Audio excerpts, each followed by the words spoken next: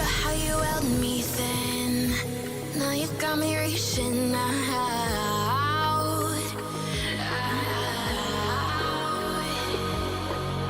And do you see you got me falling in more times than I can get out.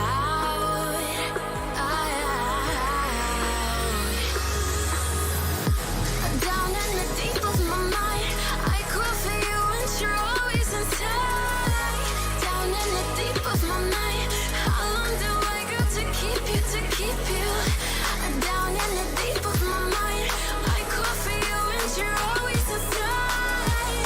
Down in the deep of my mind, trying so hard not to keep you, to keep you.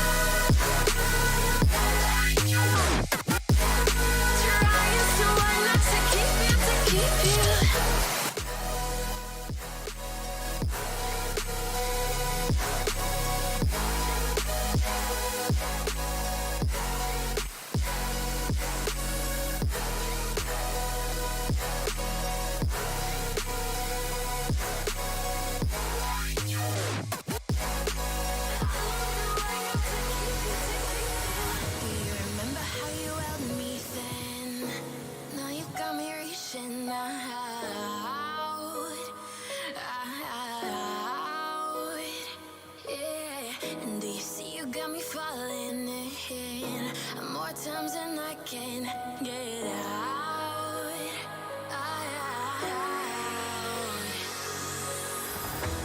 Down in the deep of my mind, I crawl for you and you're always inside. Down in the deep of my mind, how long do I got to keep you, to keep you? Down in the deep of my mind, I crawl for you and you're always inside. Down in the deep of my mind, trying so hard not to keep you, to keep you.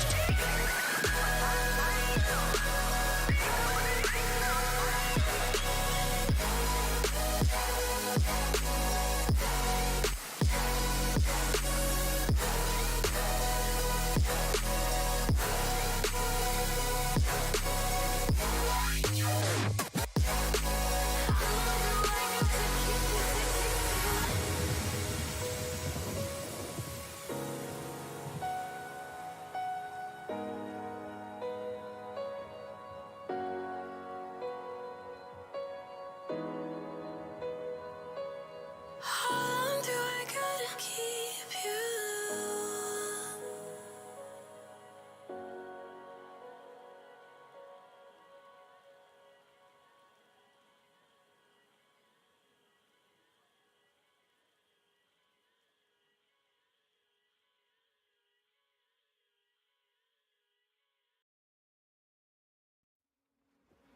Kill me in the dark, in the darkness.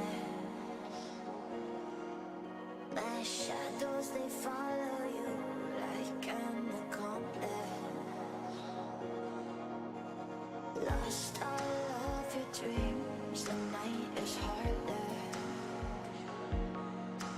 My shadows, they follow you. My shadows, they follow you in the darkness.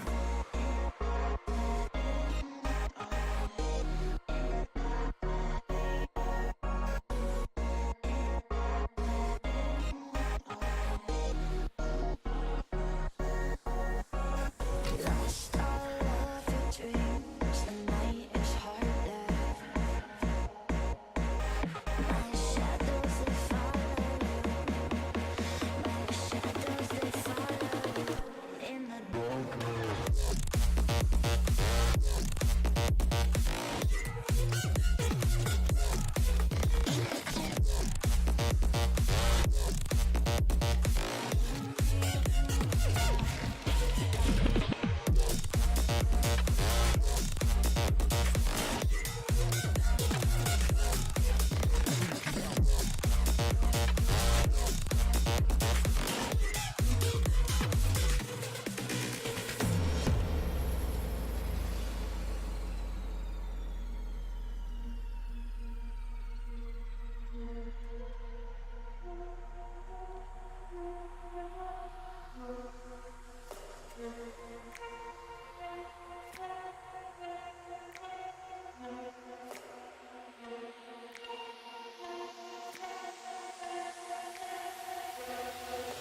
Feel me in the darkness. My shadows, they follow you like in the gauntlet. Lost all of your dreams, the night is harder. My shadows, they follow you. My shadows, they follow you in the darkness.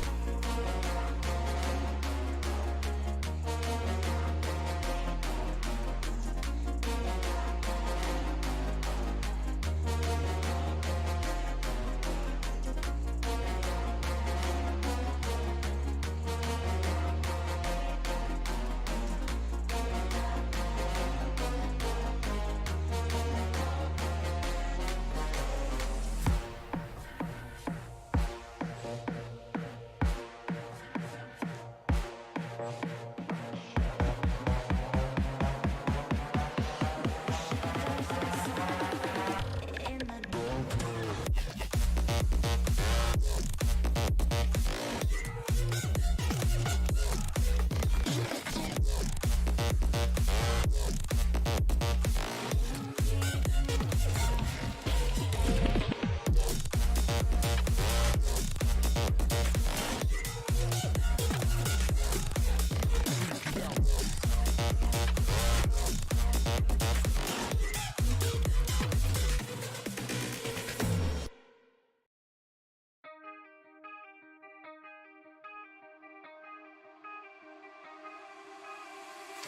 Time stops when I'm falling for you.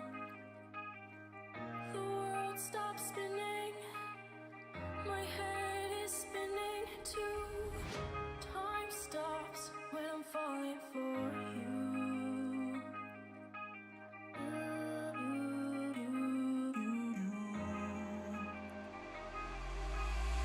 Should I stop or are you falling for me? As your world stops spinning, is your head spinning too? Should I stop or are you falling for me? As your world stops spinning, is your head spinning too?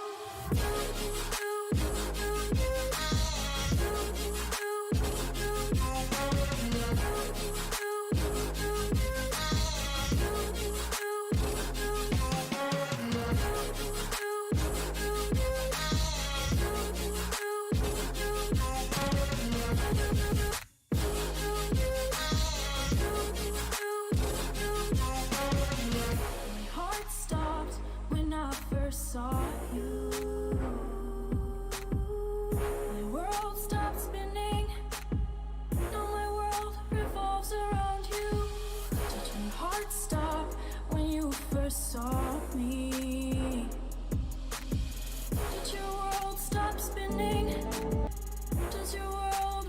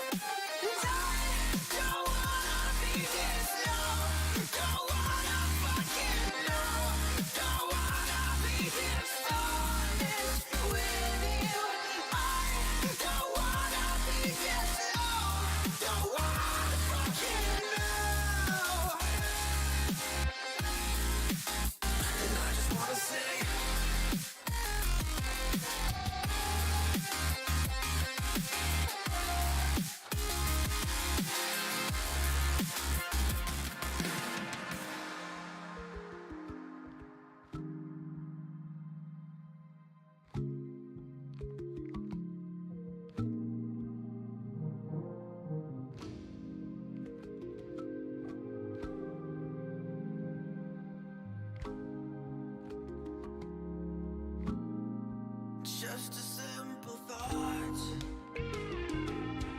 Who am I to you if I'm new to myself? What am I to you if I'm hollow? Who am I to you if I'm no one? If I'm no one to myself? Why do you equate when it gets rough?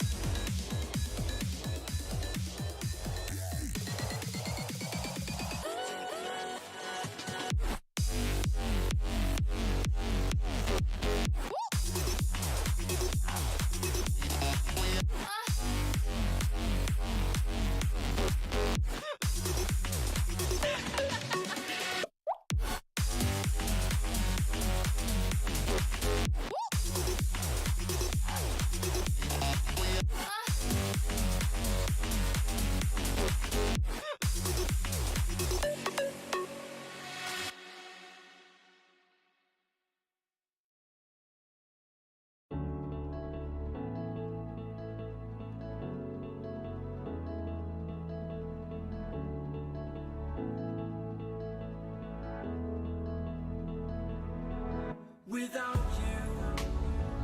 I remember myself, my name. Forgot about all you tried to change. Familiar was the sound of your voice as I continue to walk on by. It has been a year and now I'm living on the line. It has been a year and now I'm thinking what's mine, that I'm better off right here without you.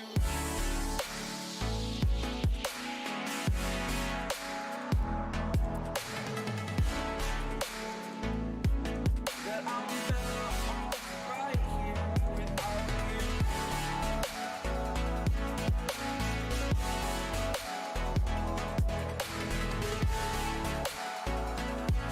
That I'm better off right here without you. Forgetful, I admit that I've lost my place. My memory's gone erased. Like a scratch, only the scar remains. For we are better apart from all the pain. Distant like the stars above. There's no love I cannot see. And in a moment, that's when I knew I'm better off right here without you.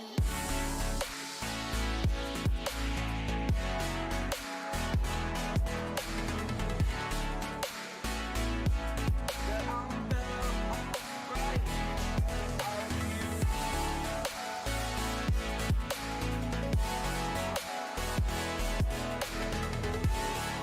off right here without you.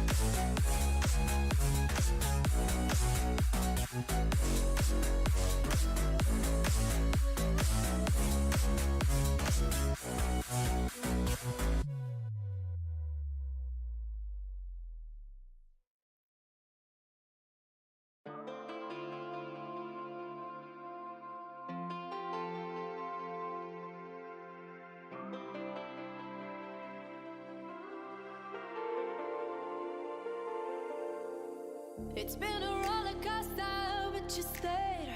And now I'm taking over for the day. 'Cause I can be what you wanna be. And I can feel, but you laugh at me.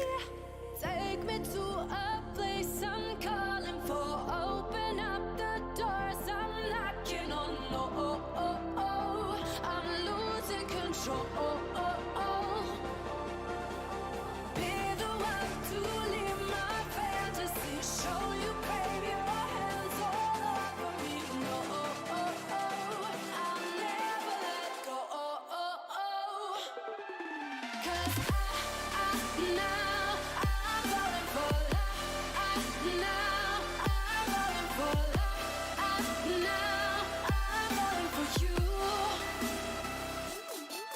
'Cause now I'm falling for love. Now I'm falling for love. Now I'm falling for you. And I'm losing my mind for the days. 'Cause you and I will never fade. And I could be what you wanna be. And I can feel, but you laugh at me. Take me to a place I'm calling for. Open up the doors I'm knocking on. No, I'm losing control. Be the one to leave my fantasy. Show you, crave your hands all over me. No, I'll never let go. 'Cause now I'm falling for love. Now I'm falling for love.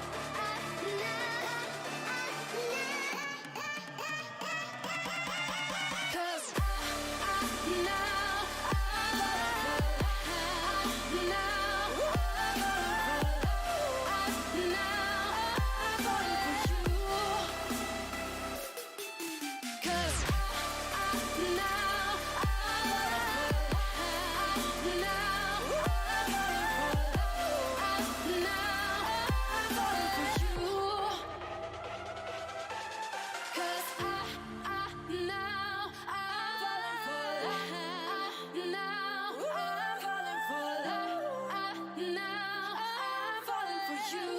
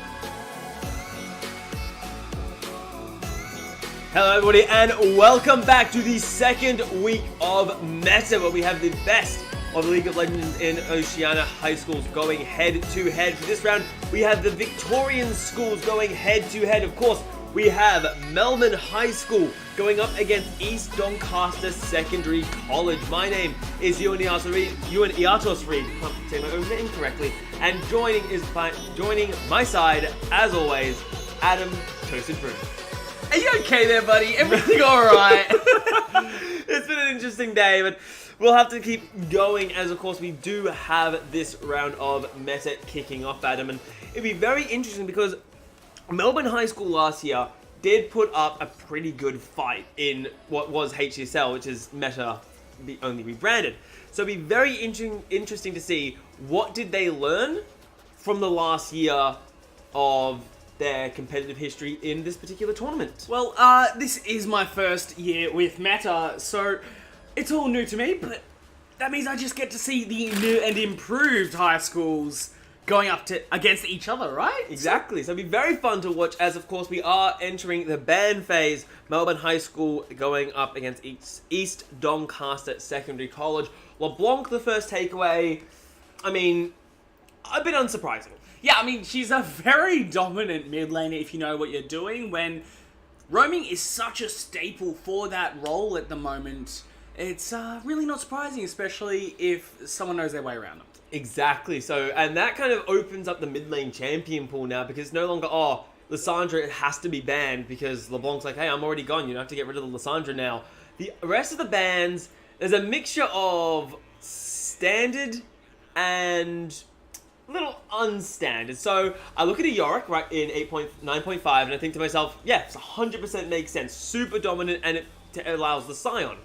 I then look at a Shaco, and I look at a Skarner, and I think to myself, well, this has to be a pocket pick ban. Yeah, they definitely have to be targets. And Shaco is one of those, I believe we were talking about it last week, very disgusting if you know your way around the champion. A bit like the Riven or Nidalee with a couple mastery points. Exactly. So, such a high impact jungle, you just got to get him off the table. The bans are wrapped up with Orianna and Aatrox being the last two bans coming out of East Doncaster. And for a heads up for those who are not aware, Silas and Kale are both not allowed for the first couple weeks because Kale, the brand new rework, and Silas still has a few bugs that need to get wrapped up. But Morgana, who got a visual update and only a little bit of tweaking to her kit, is the first pick here. Now, I know a lot of people think, oh, you see, Morgana has to be a support. I've been experimenting with Morgana in multiple lanes, and it actually does decently if you're willing to max your Tormented Soil, and seeing that tells me it is a Morgana mid and a Protect the Kai'Sa. Yeah, and honestly, this is quite refreshing and exciting at the same time into that Echo matchup.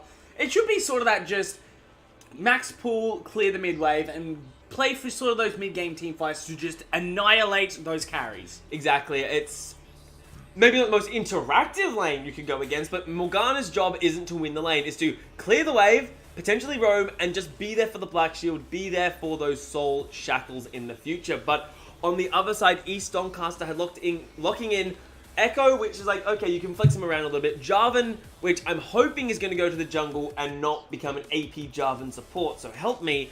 But the one that I love to see is the Draven, because Draven, high impact. But the question I raise is Draven into Kai'Sa, is this still the Draven must-win lane to do well? I mean, I think, especially into the team comp they're going up against, it's sort of that protect the AD comp. So if team fights roll around and on the side of Melbourne High School they have the tools to protect that Kai'Sa, it's going to be trouble. So I would be expecting a lot of bot side proximity out of Boku no Oni-chan on this Jarvan jungle to ensure that Draven gets ahead. Exactly. So I have to see how much this Jarvan is able to focus on the bottom side as we are through the second round of bans. Lee Sin and Jace being taken away. And we were talking about Jace right before we came live about how when you see a champion that has every intention to either snowball early or scale super late game, you need to put priority onto them. Jace, very snowball potential coming out of the top side of the map, but Kennen is able to do just as well. Yeah, no, and more of that ability-powered AoE lock-up potential coming out of this cheeky little ninja top laner. So we'll have to see what they want to pick into this matchup on the side of Melbourne High School. I know there are some pretty decent matchups, if I do say so myself. I mean, the obvious one that says to me is Scion. Like, Kennen started to rise in popularity when Scion and Urgot got taken down a little bit. But obviously, Lonely Prince feeling very confident in his ability to work around the Kennen, locking in that Fiora. And did you know that Fiora can't actually stop Kennen from stunning her with the auto attack passive stun? I did indeed, because you cannot parry an auto attack, and it's an on-hit effect. So It's a bit of an interesting one how that works, but if he stuns her with, say, his Q or E ability, then it will indeed Definitely, but block it. we are, of course, through the picks and bans. We can see both compositions that the teams are bringing to the table, and I am extremely biased in saying this. I love the composition coming out of Melbourne High School. Yeah. Because it protects the late game Kai'Sa comp, but it also has, if the Kai'Sa doesn't get online, you can split push them to death with the Fiora. Yeah, no, I really do like this, and it looks like they've opted, if they don't, surely they change, right? Like on the side of East Doncaster? In terms of, they're not in pick order. Oh, They're right. probably, more than likely, they might not have every champion unlocked. Yeah, So they decided simply we'll line up in whatever order we get in, and then we'll just pick for ourselves. I was just, we're used to sort of having the privileged, everyone's in the lane that they are going to be playing in order, but I mean, yeah, that's fine. It will be interesting to see how this top lane matchup goes. Fiora, more of that split push champion, as you're saying, whereas Kennen, you really kind of want to be grouping with your team to get that utility off. 100%. Like, the Maelstrom is absolutely amazing when it comes to teamfight elements, but there is an alternative. It vanished for a long period of time, and it's very akin to the... Yeah, you know exactly how I'm going in this one. It's very akin to NA Jace, which is NA Kennen, which is AD on-hit attack speed Kennen. Now, do you call that NA? I call that NA Jace. No, I call when it... I think of it, I think of Reckless. Or Reckless. No, because Reckle did it as an AD carry. I'm talking about the top lane. Yeah, but he was the inventor of the on-hit sort of Kennen build, right? In the bot lane where... I mean, he built crit because he was an he built Blade in... He got Runins because that helped him stack up his passive, right? But it definitely still works in the top lane. Instead, you'd probably go for something more like Blade into Rage Blade, just to get those passive stacks on the W stacking up as fast as you possibly can. But I don't know. I don't know how I feel about doing that when you're up against the likes of a Fiora. Sure, it can work. Definitely. But I feel like it takes too long to come online, and it gives Lonely Prince on this Fiora a really big time to abuse that point. 100%, but then I raise you the alternate, which is, when we get to 30 minutes, AP Kennen should struggle to stop a Fiora, because Fiora will be able to out-sustain his damage. He drops a Maelstrom to try buy time, and they're like, okay, you're dropping CC onto me, I riposte, you're stunned, I get my next Vital proc, and you're unworthy and you're dead. Yeah, well, that is true, but I think when it gets to that point in time, you send the Echo to match the Fiora. It's unfortunately he does not have the teleport, but Echo can match the wave clear that Fiora has, just by throwing out that sort of time-winding clock, and just instant-clearing the wave. Exactly, so I have to see how that does go when we get to the later game, but we've talked a lot about the top lane, and specifically the split push win condition that Fiora brings to the table, because when you look at a champion like that, you have to think to yourself, you don't want to bring Fiora into teamfights. As a top lane main, you never bring Fiora into teamfights. They hurt. But the rest of the composition is really designed to say, okay, it doesn't matter whether Lonely Prince wins or loses, because then if he wins, we have a split push threat. If he loses, however, we have Ban's Kai'Sa with a Morgana and a Braum to look after him.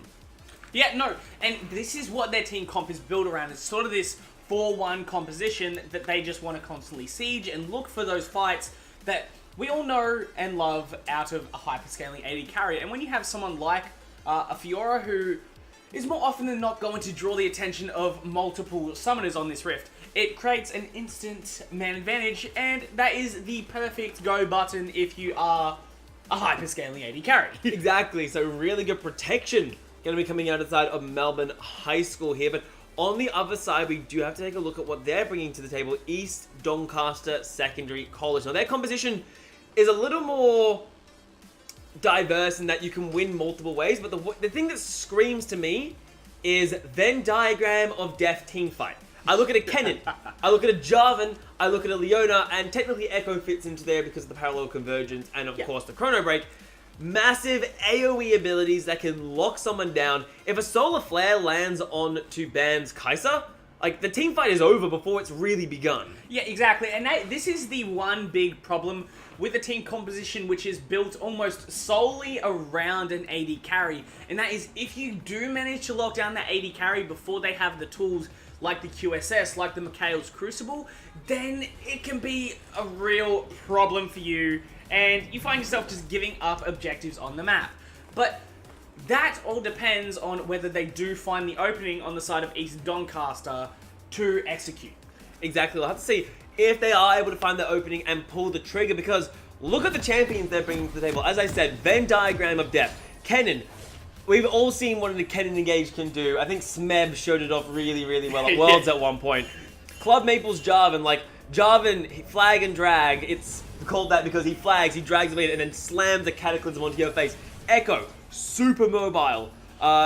Draven is not exactly the most mobile, but he does enjoy, you know, quite heavy skirmishes and throwing himself in there because, you know, the glorious executioner needs to be in the thick of the battle. And then, of course, Leona, like, talking about engaged supports, who else is there other than Leona? So everything from East Doncaster says to me they want to find someone, ideally bans, and just blow him up every single team fight. Yeah, and this lane out of Boku no Oni-chan and Iron Panda with this Draven and Leona is really threatening to go up against if you are the bot lane for Melbourne High, because that is a lot of kill threat. Draven early game, we all know how that goes, especially with the Conqueror rune, which is it's pretty damn strong at the moment, if I do say so myself. I mean, it's not as strong. Conqueror Draven isn't as strong as he was. Yeah. But you can't take away from the fact that it is still in these... It helps him with his prolonged trades, which, maybe aren't Draven's forte, but against something like a Kai'Sa, who later game really wants these extended trades, I can definitely see it working. Yeah, especially in lane when you have a Leona, someone who has the tools there to keep someone in place for an extended period of time. He will get the chance to get a lot of those stupid Conqueror procs off. And I'm calling them stupid if you are from Ban's position. Oh, because they hurt. They hurt like absolute hell. So, as we are seeing in the middle lane, this is honestly what we're expecting. Sherlock is going to max his W, which is, of course, that Tormented Soil.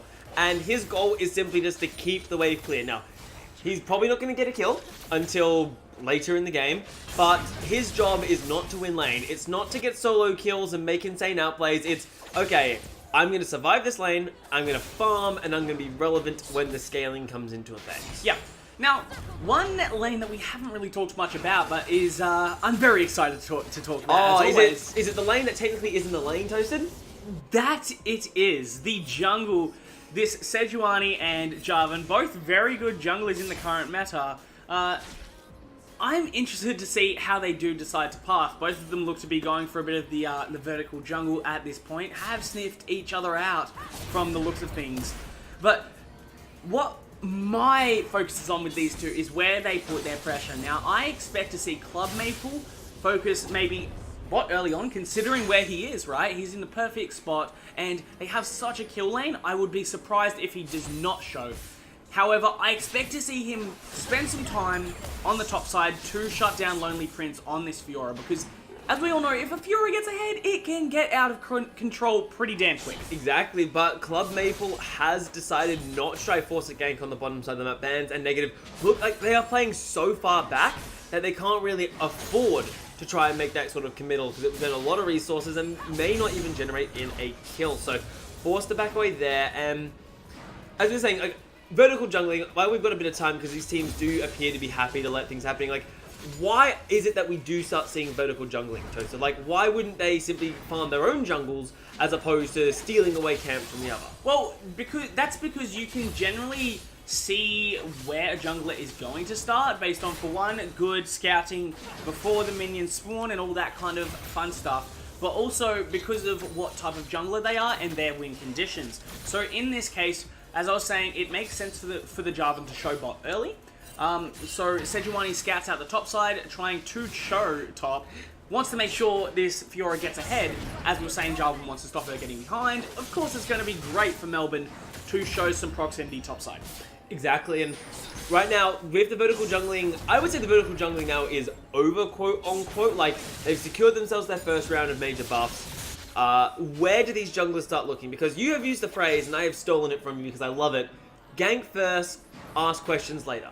Yep. That seems to be the most effective jungle route for Season 9, and where do these two junglers now start looking to force these ganks? Because you mentioned top lane and bottom lane are the most ideal, but so far everyone is playing quite safe. Like, there's no real openings. Like, we look at Jarvan right now, trying to look mid, but there is a black shield going to be available for Sherlock if he does get in trouble, and he'll just be able to get out one alive. Nothing really burned other than a few, bit of mana, but he has teleport ready to go. Yeah, and this is why I didn't really talk about ganking the mid lane, because it's a Morgana and an Echo, both very mobile and slippery champions when it does come to someone trying to lock them up. So it's more often than not going to be a waste of your time and resources, and just even the threat of being like, where's my jungler right now? You lose that if you show up mid. So we're going to see them focusing more towards those sides. Fighting as well for the Scuttle Crab there. It is picked up by the side of Melbourne, but Melbourne seem to be losing the ensuing fight against the Draven. Unsurprisingly, the Glorious Executioner really wants to get a couple kills under his belt,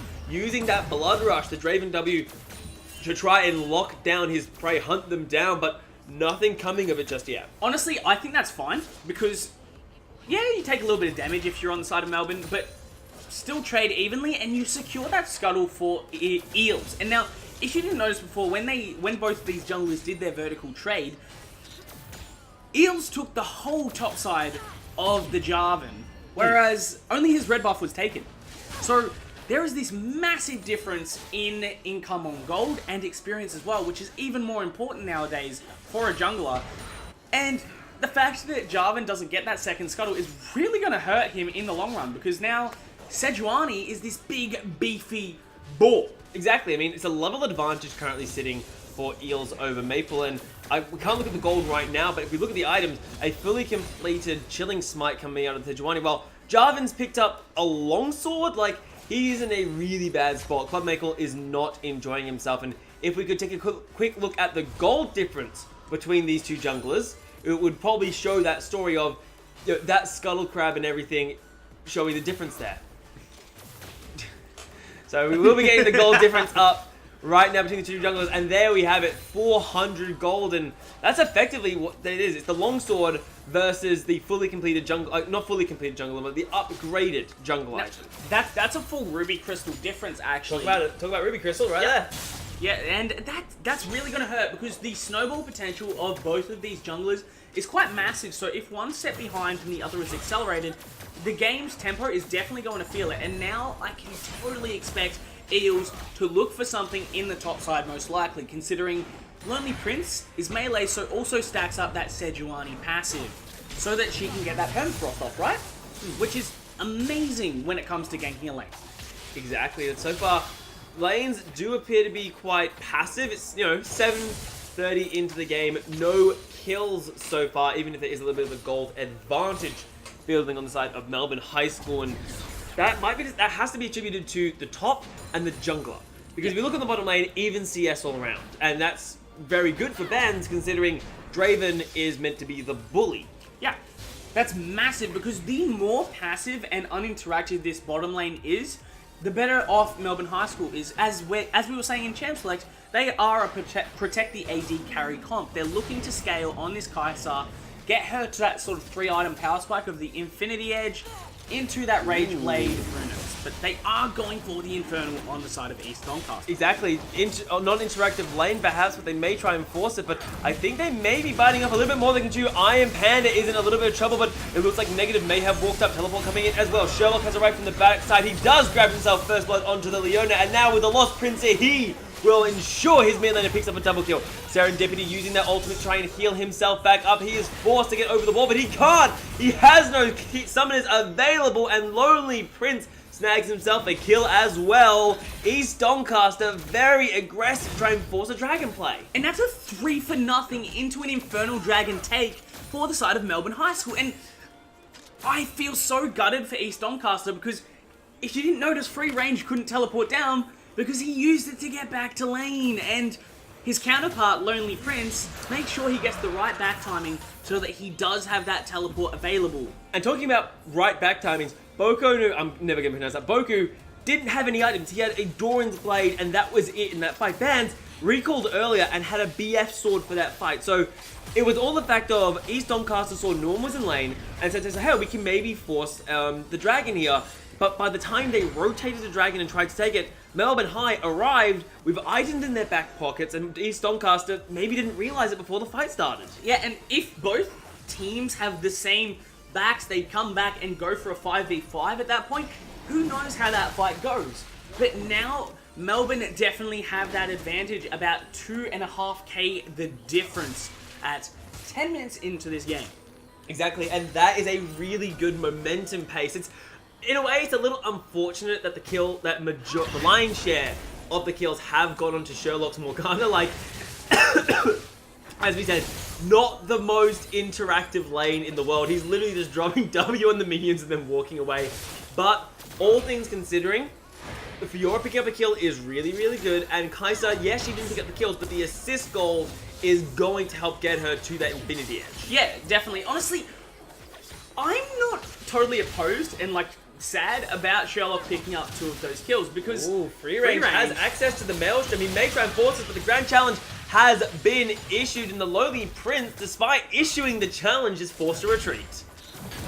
However, the Maelstrom is on the bottom side. A Glacial Pitcher being dropped onto Iron Panda. He's trying to tank up the front line as much as he can. The Solar Flare not locking up the AD carry, but now their Killer Instinct will be the death of Iron Panda, and the prison coming out from Meals ensures a double kill for Ban. And look, sure, the lion's share did go over to Sherlock before, but now 2. We're talking about the lion's share. Sherlock, he is in a bit of a skirmish. 1 versus 3. He picks himself up 1 kill. Uses that stopwatch, but I don't see a world he gets out of this from the shutdown and the buff being handed over to Free Range. And honestly, that's not who I would have liked the goal to go over for the side of East Doncaster, but it's not the worst thing. Once again, Kennen has a lot of utility, and the sooner he can get that stopwatch and some magic penetration, the better it is going to be for that Venn diagram team fight setup. Exactly, so see how that works. I look down the items, and I hate to see this even as a non-jungler. The one jungler has fully completed his item. The Club Maple is sitting on his components, both fully completed. Now, I'm certain you know this, but would you like to tell our audience the difference in attack damage between a warrior enchantment and just having the Caulfield's Warhammer in your inventory? I believe it's about 40 AD. It's a BS sword. It's a straight up BS sword that this Jarvan's like, I just don't have because I'm 20 CS down. I didn't get access to my Scuttle Crabs, and we talked about that earlier. It set Maple behind a whole level, which he is still behind when you compare it to Eels, and down in gold. And it's really unfortunate that now, if there is a skirmish, Eels Sejuani will just have a bit more impact because, again, Jarvan is effectively playing with a BS sword missing. Yeah, it is massive, and on top of having the jungle item completed, Eels also has the full boots completed, those tab eyes available to him, and that means that the majority of Boku's early lead... Serendipity might be in a bit of trouble here. A lovely Arctic Assault into the CC chain. There is no moving in this middle lane. All the CC being thrown down onto Serendipity. Ooh, takes a cheeky little dark binding on the back end of that Club Maple does, but this is disgusting. The amount of damage coming out of this Morgana right now. I've played 4 games of Morgana since she's been reworked. Every single one of them has been mid lane, and I realized a very simple fact. When your jungler comes to gank mid, the opposing mid laner isn't allowed to move because you catch him up with the Soul Shackles. You catch him up with the Dark Binding after the Soul Shackles, and then junglers right now typically have some form of CC to bring to the table themselves. In most of my games, it was an Udyr with Bear Slap. So it was literally I would go in, I would lock them down with Soul Shackles, and then my jungler comes in and picks up the kill, and that's what we just saw there.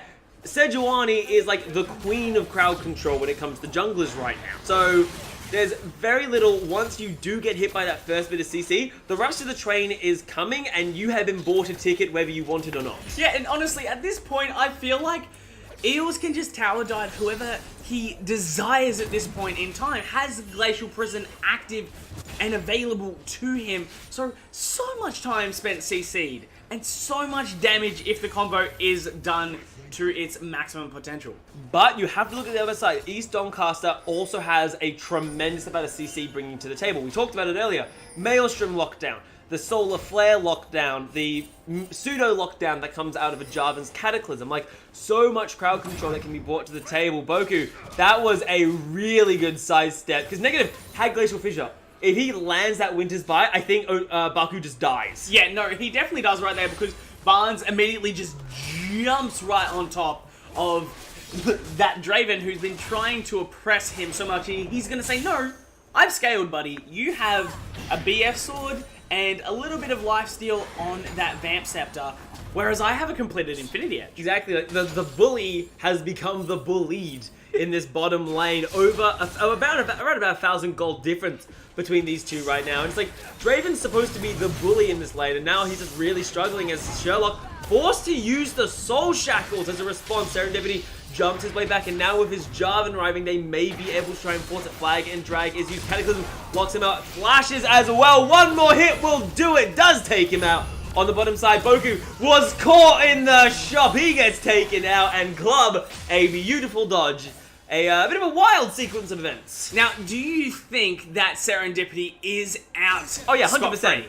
Free range is here. There's no way Serendipity gets out, but first blood on the turrets is picked up by Melbourne High School's bot lane. And that's even bigger for the side of Melbourne High. This hyperscaling Kai'Sa, as we have been calling her this whole game, has definitely already scaled and surpassed her 0-3 opponent in this bot lane. So they're playing great. To their win condition, it is going perfectly, because not only is the Kai'Sa ahead, so is your utility mid laner who went ahead, deals a surprisingly disgusting amount of damage. I mean, but surprising for someone who hasn't been playing AP Morgana mid, my friend.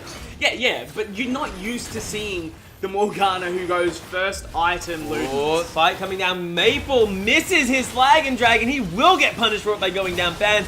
However, is on his own monthly. Can they commit to the kill? Sejuani trying to be that big beat ball of a front line. Sherlock forced to use Soul Shackles once again on Serendipity, but the hail of arrows, Rain of Captain Rain coming in van is so much. Fiora now throwing herself into that, unable to really lock down the cannon, but Iron will finally fall, and this is such a prolonged team fight. That permafrost coming out of Eel isn't enough to lock down Free Range, who gets out scot-free. Yep, but that should be the dragon picked up for the side of Melbourne. It will be an Ocean this time, but I have to wonder, are they going to end up taking the Rift Herald? I would say yes. I mean, there's no reason why they shouldn't. It's 17 minutes. They still have a couple minutes to be able to rotate top, grab themselves a Rift Herald, force open either the mid or the top tier 1 turret, and so far, Melbourne High School looking really commanding in this game. 7,000 gold advantage at not even 20 minutes. It definitely is looking a little bit dire for East Doncaster. They may be down, but they are not out at this point in time. They still do have a lot of potential when it comes to these team fights. I think that if you are on the side of East Doncaster, you start building tank on the Jarvan, which he is. Yep. You just keep the cannon scaling up. You get that magic penetration that you really got to get on that cannon. Get that Zhonya's completed as well for extra utility. And then you're pretty much able to let the Draven run free as long as Bans doesn't have the ability to get onto him. Exactly, but they need to keep a track of Bans 4, 0, and 3 on a Kai'Sa, who pops off in the late game, and she's already getting a bit of CS under her belt now, and of course those kills is a little bit of a red flag when I look at the lineup of East Doncaster, because who's meant to be able to really lock down Bans if they don't land, the Maelstrom or the flag and drag combo onto him? Yeah, and I mean, there is the Leona at the end of the day who I expect to be standing right beside his bot laner to protect. Free range is dead here. Yeah, there we go. Glacial Fissure coming up. Free range using that Maelstrom to buy time, but without that Zhonya's that you were talking about, Negative grabs himself a kill with the Ignite.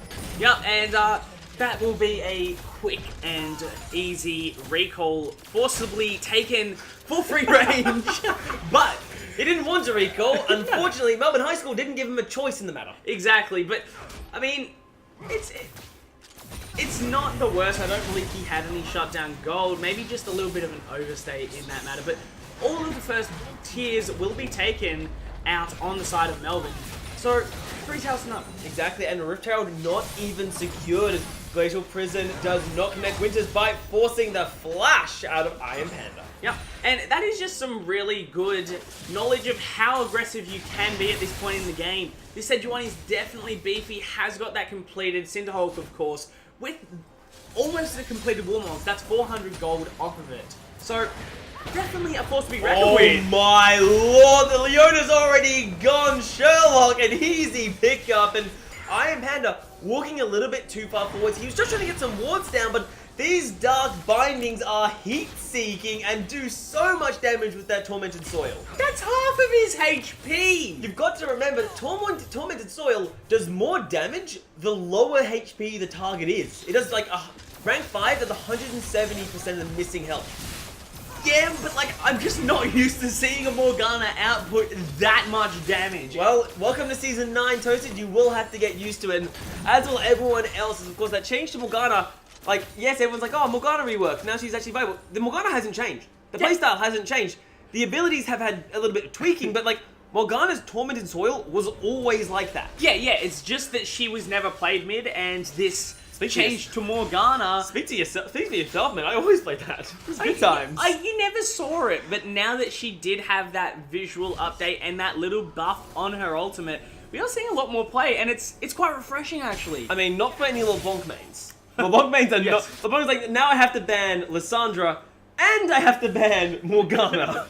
Because that destroys everything my champion does as an identity.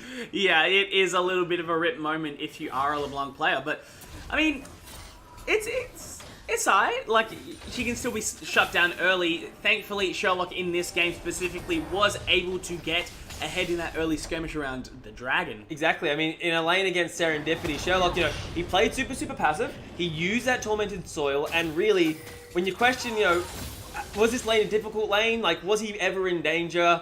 Not really, because Morgana, like, we saw the early gank onto the Morgana. Black Shield is pretty much the second biggest nope in League of Legends, next to, like, Calm Kench W. So, it's, again, we haven't seen anything too fancy out of Sherlock, but that's not his job.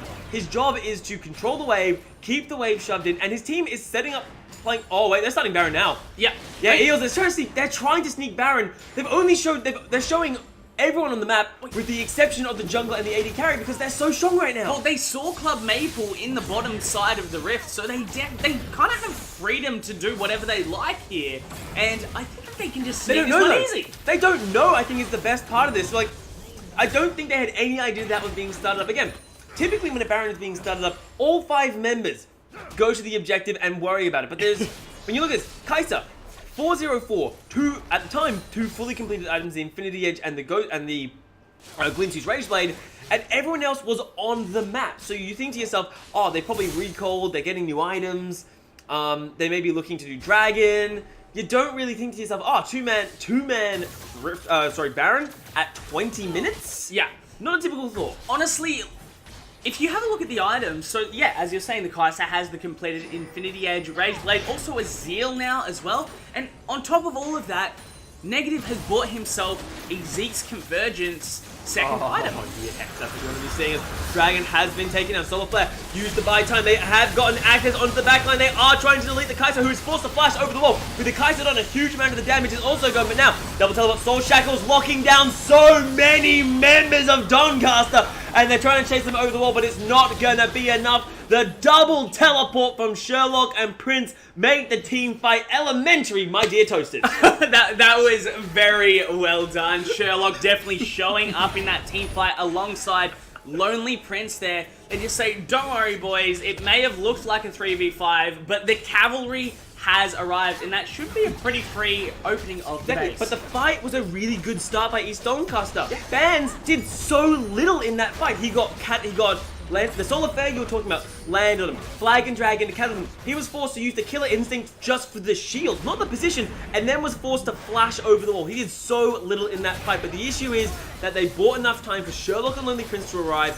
and when you land a 3 to 4, like 4 to 5 man Soul Shackles, it does so much work as the fight for the inhibitor is now starting up. Can they really? The CC chain is simply too much. Panda falls for the 6th time this game. Dark Bindings are doomed right there coming out. Cannon falling as well. Every time someone gets hit by a Dark Binding, that is going to go falling down 10 feet under. Serendipity has been landed, unable to even use the Chrono Break to save himself, and with some beautiful execution, and now, of course, Teamfight of the Dragon, Melbourne High School will take down East Doncaster Secondary College at 24 minutes. That is a very convincing win if I have ever seen one, my fellow crustacean Iarthos. I hate you. That was nuts. Indeed. But the game wasn't... Like, yes, the game's 22-3, but the first couple minutes of the game, almost the first 10 minutes of the game, I'd say, very, very even between these two teams. It was only when Kaiser really started getting online and the team started rallying together that the game started to feel like East Doncaster. Like, it's much like that scene in The Lion King.